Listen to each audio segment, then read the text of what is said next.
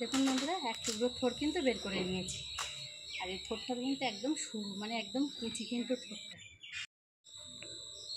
সামান্য একটু লবণ দিয়ে হাত দিয়ে এরকম কষলে কষলে মেখে নেব। দেখুন থোড়টা কত সুন্দর হয়েছে, থোড়ের ঘন্টটা। মালতীর মিনি কিচেনে অনেক অনেক স্বাগতম। অন্যদিনের মতন আজও চলে এসেছি আপনাদের কাছে নতুন একটা রেসিপি নিয়ে। আর আজ কিন্তু একটা দারুণ রেসিপি নিয়ে আপনার কাছে হাজির হয়েছি। আজ কিন্তু দেখুন, আমি এই কলা গাছটার ভিতর থেকে কিন্তু থোড় বের করবো, আর এই থোড় দিয়ে দারুণ একটা রেসিপি আপনাদের কাছে শেয়ার করবো।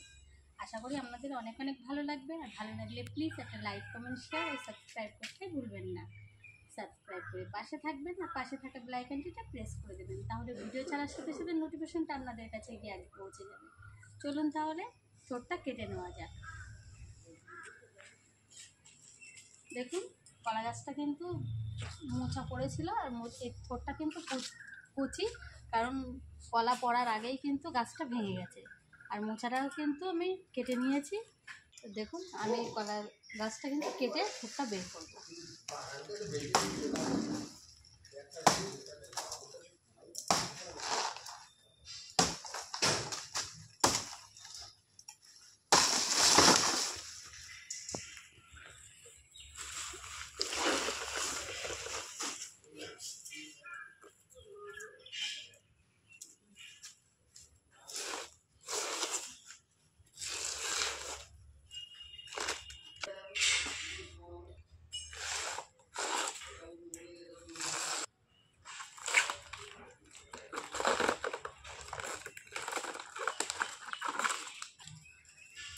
দেখুন বন্ধুরা, এক টুকরো থোড় কিন্তু বের করে নিয়েছি।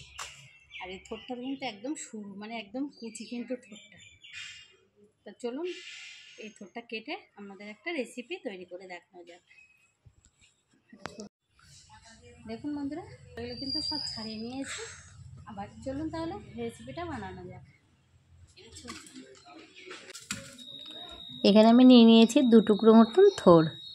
আর এই থোড়ের মধ্যে কিন্তু দেব কিছুটা চিংড়ি মাছ। আর এই চিংড়ি মাছগুলো কিন্তু ধুয়ে কেটে পরিষ্কার করে নিয়ে আসবো। আর থোড়টাও কিন্তু বেশ কুচি করে কেটে নেব।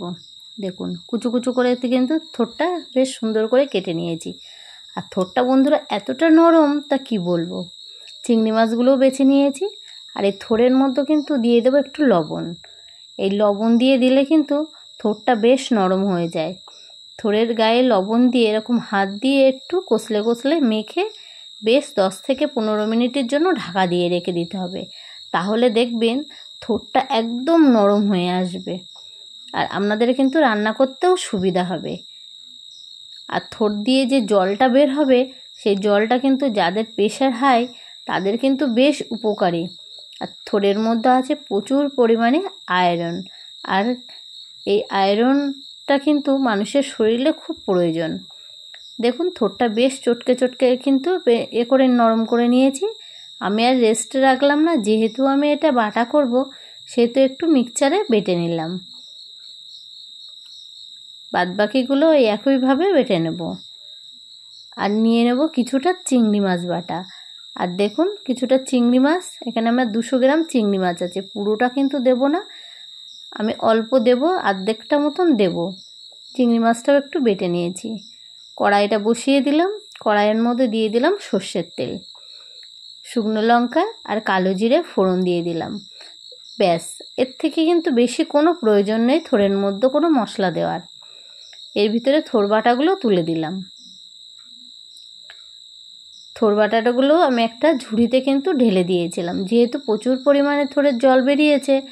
এতটা জল দিলে কিন্তু রান্না করতে বেশ অনেকটা সময় লেগে যাবে। থোড়গুলো দিয়ে দেওয়ার পরে দিয়ে দিলাম চিংড়ি মাছগুলো। চিংড়ি মাছটা বেটে নিয়েছি, সেই বাটাটাই দিয়ে দিলাম। দিয়ে একটু নাড়াচাড়া করে মিশিয়ে নিলাম। 1 থেকে 1.5 চামচ মতন দিয়ে দিয়েছি হলুদ। হলুদটা পরিমাণ মতন দেবেন। দিয়ে দিলাম সামান্য একটু চিনি, যেহেতু থোড়টার মধ্যে একটু খার ভাব থাকে আর থোড়টা কিন্তু একটু জলস, তার জন্য কিন্তু একটু চিনি দিলে ব্যালেন্সটাও ঠিক থাকে আর খেতেও দারুণ লাগে। এবার ভেজে নেওয়ার পালা। সুন্দর করে উল্টে পাল্টে কিন্তু এটা ভাজতে হবে। এটা খুব জোর আঁচে কিন্তু দিলে চলবে না। বেশ মিডিয়ামে দিয়ে এটা ভালো করে ভেজে নিতে হবে যতক্ষণ এই জলটা না মরে যায়। আর খুন্তির আগা দিয়ে কিন্তু এরকম পাতিয়ে পাতিয়ে দিয়ে মিডিয়াম আছে এটা ভাজতে হবে। অল্প অল্প করে দেখুন পাতিয়ে দিচ্ছি আর একটু একটু পরেই কিন্তু এটা নাড়া দিয়ে দিয়ে ভেজে নিচ্ছি। দেখুন একদম কিন্তু জলটা শুকিয়ে গেছে। আমি পাশ থেকে কিন্তু আরও একটু তেল দিয়ে দিয়েছিলাম, দিয়ে বেশ ভালো করে নাড়াচাড়া করে ভেজে নিয়েছি। আর দেখুন ভাজাটাও কমপ্লিট হয়েছে। রেসিপিটা আশা করি আপনাদের কাছে অনেক অনেক ভালো লেগেছে। এরকমভাবে একবার হলেও বাড়িতে ট্রাই করে দেখতে পারেন। খেতে যে এত মজার, এক থালা ভাত খাওয়া হয়ে যাবে। আজকের রেসিপি এই পর্যন্ত।